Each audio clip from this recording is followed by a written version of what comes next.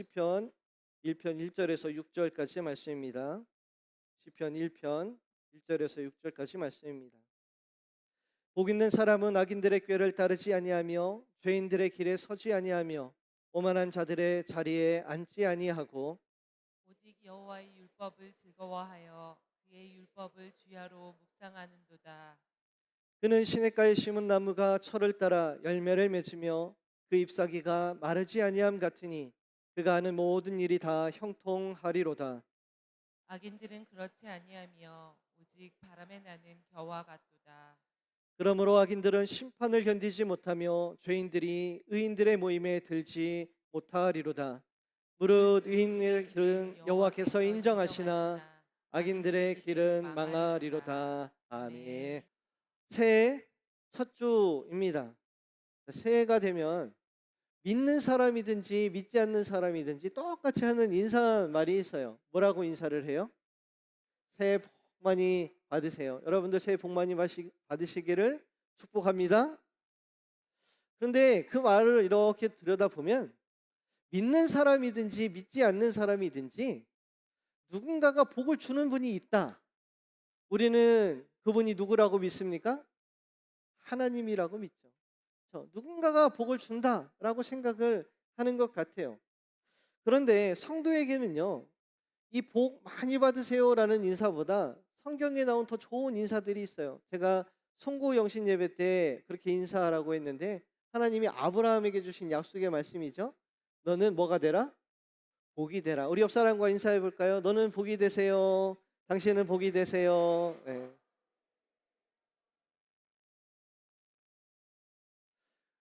제가 오늘 또 다른 인사를 하나 더 가르쳐 줄게요. 오늘 설교 말씀대로 뭐예요? 뭐가 되라고요?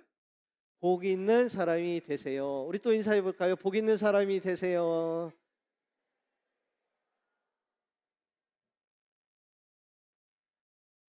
예수님도요, 팔복을 말씀하실 때 뭐라고 말씀을 시작을 하셨냐면 복 있는 사람은 영어로는 the blessed라고 그렇게 말씀을 시작을 하셨죠.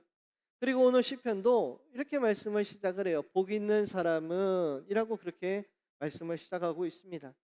사랑하는 성도 여러분, 새해에는 여러분들이 모두 다 복 있는 사람이 되시기를 축복합니다. 본문의 시편 1편은 시편 전체의 서시라고 그렇게 이야기를 합니다. 시편 1편 속에 시편 전체의 주제가 담겨 있기 때문에 이 시편 1편을 가리켜서 시편의 서시라고 그렇게 이야기를 해요.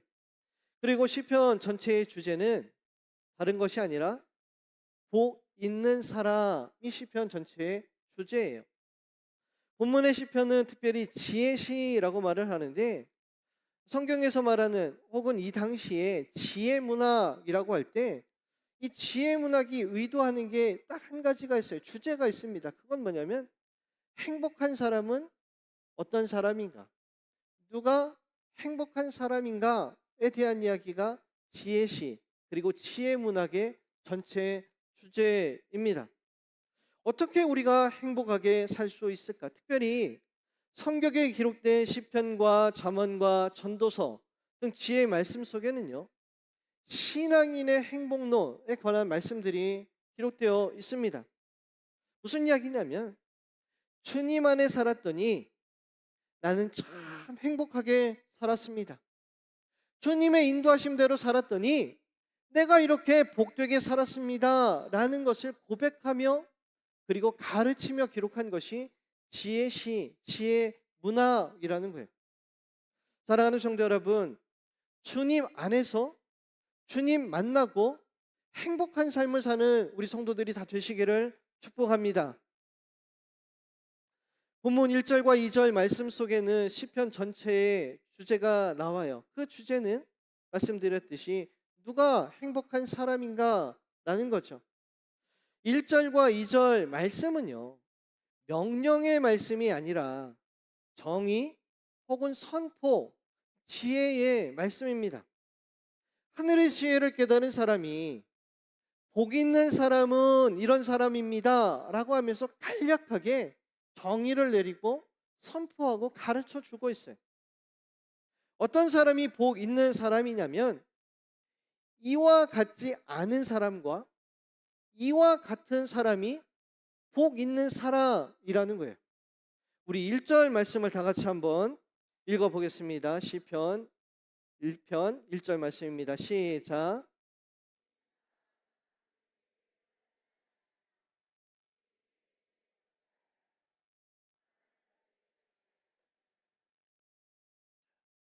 세 절로 되어 있죠. 악인들의 꾀를 따르지 아니하는 사람, 죄인들의 길에 서지 아니하는 사람, 오만한 자들의 자리에 앉지 아니하는 사람.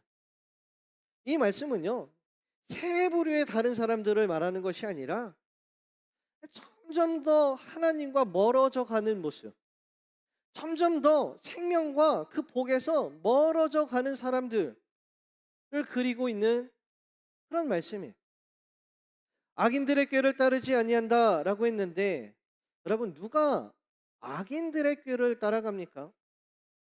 그것은 악인들이 잠시 잠깐 형통하거나 이기는 것을 보고 부러워하는 사람이 악인들이 하는 짓을 따라서 하게 되었어요. 우리 오늘 학생들도 와 있는데, 누가 컨닝해서 시험 잘 보면 따라하고 싶어요, 따라하고 싶어요. 예, 고개를 흔들었어요. 우리 청소년들은 참 착한 학생들이에요, 그죠? 하나님의 계획과 인도하심을 믿지 못하고 세상의 이기적인 방법과 추한 방법으로 이기는 것을 보고 그것이 부러워서 유혹을 당하는 사람, 바로 그것을 말하는 거죠. 죄인들의 길에 서지 않는다라고 했는데, 여기에서 죄인이라는 이 단어가 굉장히 중요합니다. 이 단어는요, 히브리어로 하타임이라는 단어고, 어원은 하타, 벗어나다라는 의미를 가진 하타라는 단어예요. 이 단어는 다시 헬라어에서 죄를 의미하는 하마르티아라는 단어와 일맥상통하는 단어입니다. 신약과 구약에서 죄가 무엇이냐라고 이야기를 할 때, 그것은요, 그 길에서 벗어나는 것을 죄라고 그렇게 이야기를 해요. 무엇에서 벗어나냐면 하나님께로 가는 그 길, 거기에서 벗어나는 거예요. 말씀의 길, 하나님께로 가는 그 말씀의 길에서 벗어나는 거예요. 하나님을 바라보지 못하고 기타 등등 다른 것들을 바라보면서 그 길에서 떨어져 나가는 것, 그것을 말하는 거예요. 우리가 사망에 이르는 죄는 생명에 있는 하나님께로 가지 못하고 그 길을 벗어난 것을 의미하니, 성경이 말하는 죄를 범하는 자가 생명이 아닌 죽음으로 가는 것은, 그것은요, 너무나 당연한 결과라는 거예요. 세 번째로 오만한 자들의 자리에 앉지 않는다 했는데, 여기에서 오만한 사람들은요, 하나님을 조롱하는 사람들, 하나님의 말씀에 순종하며 사는 사람들에게 너희가 틀렸어, 하나님이 어디 있어? 라고 말하는 사람들, 그리고 하나님이 있으면 나한테 좀 보여줘 라고 말하는 사람들. 복이 없는 사람들은 세상을 부러워하고 하나님의 길에서 떠나며, 그리고 마침내는 하나님 없는 삶을 사는 사람들을 말합니다. 시편의 지혜자가 말하는 복을 잃은 자의 모습과 똑같은 사람들이 성경에 있는데, 그것은 바로요, 원죄의 주인공인 아담과 하와가 그래요. 아담과 하와는 선악을 알게 하는 열매를 보고 그 열매에 욕심을 냈어요. 그래서 악인들의 꾀를 따르게 되었습니다. 사단의 하수인인 뱀의 유혹에 빠져서 복을 주시는 하나님을 보지 못하고, 그리고 죄인의 길에 서게 되었습니다. 그리고 하나님과 같아지려는 오만한 자리에 앉게 되었고, 결국 죽음과 심판의 길로 나가게 되었습니다. 하나님께서 에덴에 베푸신 모든 것을 가진 복 있는 사람이었는데, 악인의 꾀를 따르고 죄의 길에 서고, 그리고 하나님을 부정하는 오만한 자의 자리에 앉아서 복 없는 사람, 죽음을 향해 가는 사람이 되었다라는 거예요. 우리가 하나님의 말씀에 귀를 기울이고 하나님의 말씀에 묵상하지 않으면 결국에는 죄와 사망으로 이끄는 사단의 유혹에 빠져들게 되고, 죄의 길을 가다가 복 있는 사람의 삶을 잃어버리게 될 수밖에 없습니다. 그래서 시편 저자는요, 2절에서 이렇게 말을 해요. 복 있는 사람은 여호와의 율법을 즐거워하며 묵상하는 자입니다. 우리 다 같이 2절 말씀을 같이 깊게 묵상하면서 같이 읽어보겠습니다. 시작. 오직 여호와의 율법을 즐거워하여 그의 율법을 주야로 묵상하는도다. 1절과 2절 말씀 사이를 잇는 접속사는 없지만요, 의미상 거기는요, 허근이라고 그렇게 말씀을 넣어서 읽어야 돼요. 인생은 하나님의 말씀을 따르지 않는 복 없는 사람이 되거나 하나님의 말씀을 깊이 묵상하며 그 말씀대로 살아가는 복 있는 사람이 되거나 둘 중에 하나의 길을 가게 된다라는 거예요. 2절에 나오는 말씀을 묵상한다라는 의미는요, 단지 말씀을 읽고 지식으로 아는 것을 의미하는 것은 아닙니다. 마태복음 7장 24절 말씀을 읽어보겠습니다. 시작. 그러므로 누구든지 나의 이 말을 듣고 행하는 자는 그 집을 반석 위에 지은 지혜로운 사람 같으리니. 이 말씀에 따르면요, 복 있는 사람, 아까도 말씀드렸지만 지혜로운 사람은 누구냐? 나의 이 말을 듣고 어떻게 하는 사람이요? 행하는 사람, 그 길을 가는 사람, 그 길을 따라가는 사람이라는 거예요. 말씀을 듣고 지켜 행하는 사람은 생명의 길로 가는 복된 사람이다 라고 성경은 말하고 있어요. 하나님의 말씀을 무시하고 그 길을 따르지 않는 사람은 죽음으로 가는 복 없는 사람이 되는 겁니다. 저와 여러분들은 말씀을 듣고 마음에 새겨 순종하는 성도들이 다 되시기를 바랍니다. 우리가 하나님의 말씀을 깊이 묵상하고 생명이 예정된 길을 가는 지혜로운 사람이 되기 위해서 우리들에게 세 가지의 믿음이 필요해요. 첫 번째로는요, 내가 하나님의 백성이 되었고 내가 하나님의 자녀가 되었다라는 믿음입니다. 성경에는 크게 두 가지의 주제가 있어요. 하나는 우리의 정체성에 대한 메시지입니다. 언약은 예수 그리스도의 십자가의 은혜로 우리가 하나님의 백성이 되고 하나님의 자녀가 되었다라는 것이 첫 번째 주제예요. 또 하나는 하나님의 백성이 되었으니 우리가 하나님의 백성으로 거룩하게 살아가자 하는 것이 두 번째 성경에 나오는 중요한 메시지입니다. 그런데 이 중요한 메시지에는요, 순서가 있어요. 하나님의 백성이 되는 것이 먼저고, 그리고 하나님의 백성으로 사는 것은 그 다음이라는 거예요. 우리가 성경을 하나님의 말씀이라고 여기고 순종하려고 하는 이유는 우리가 하나님의 백성이 되었기 때문입니다. 두 번째 믿음은요, 하나님은 사랑이시다라는 믿음이에요. 자녀들은 부모님들이 하는 말을 잔소리라고 생각할 때가 많이 있어요. 우리 청소년부는 그렇게 생각 안 하죠. 네. 그런데 자꾸 같은 소리 하고 또 같은 소리 하고 하는 부모님들의 속마음을 알면 언제 어느 순간 그 잔소리가 야 고맙다라고 생각될 때가 있습니다. 부모님들의 속마음이란 다른 게 아니라요, 잘 되라고 그래. 맞습니까? 우리 부모님들 맞아요? 막 뭐라고 하는 이유 못 되라고 하시는 부모님 있어요? 없잖아요. 속마음은 항상 그렇잖아요. 잘 되라고 그래. 어떤 부모도 자녀가 안 되라고 말하는 부모님은 없어요.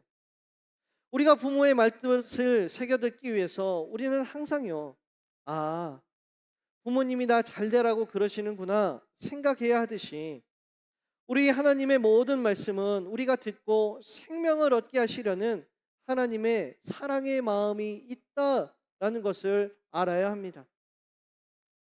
세 번째 믿음은요, 하나님은 전능하시고 전지하시다라는 믿음이에요. 부모가 하는 말을 귀담아 듣지 않는 것은 잘 되라고 그래 라는 것을 믿지만 부모의 말을 순종할 때 항상 잘 된다라는 보장은 없기 때문에 그렇습니다.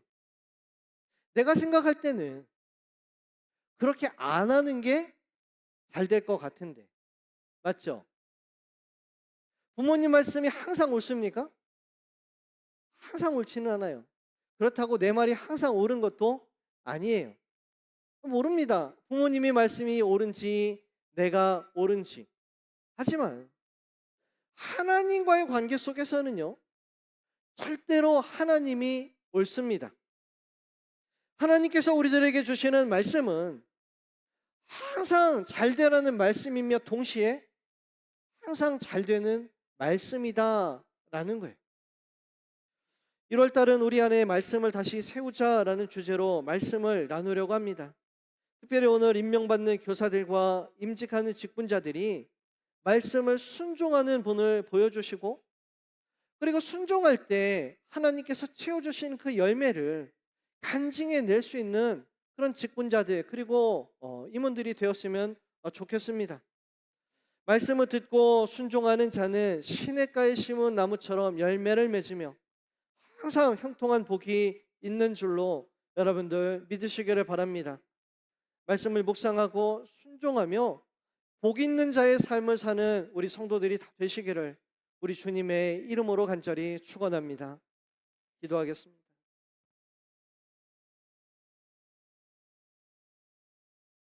주님, 새해 첫 해 우리들 결단합니다.